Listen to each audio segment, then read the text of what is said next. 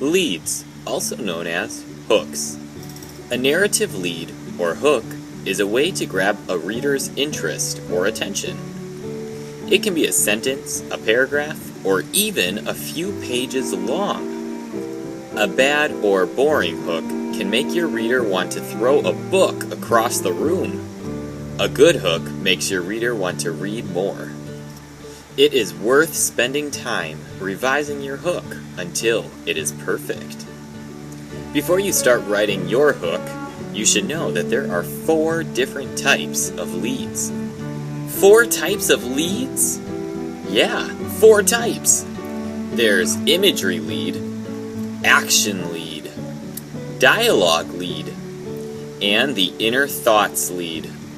Let's look at the imagery lead first. The imagery lead allows your readers to visualize what is happening through sensory description. Sensory description includes sight, smell, touch, taste, and sound. The sun glowed through the morning fog, straining to burst free. Mist rose off the lake in the distance. The air was still and damp, with a hint of warmth at the edges. Birds chirped and warbled in the distance, the only sound on this otherwise silent morning. In an instant, this serene scene was shattered by my father's voice as he bellowed from the lake, "Scott, get down here! You're not going to believe this!" The author of this passage used different examples such as these to help the reader understand what was going on. This author showed and did not tell what was seen. Okay, now let's take a look at the dialogue lead.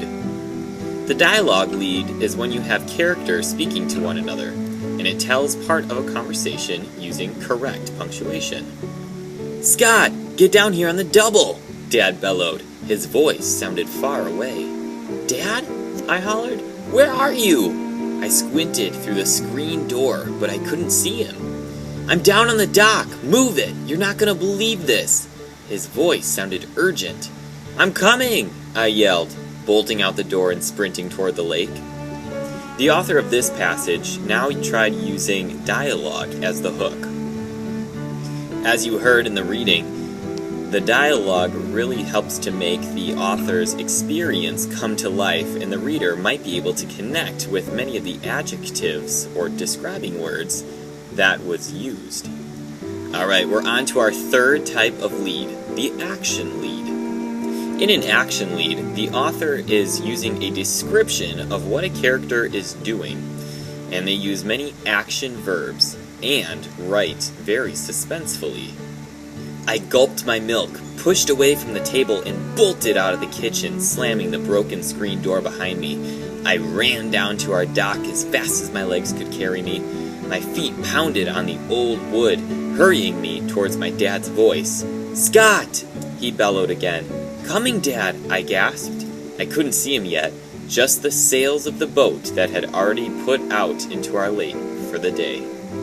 In this action lead, the author is writing by using descriptions of what he's doing in order to bring the reader into his experience.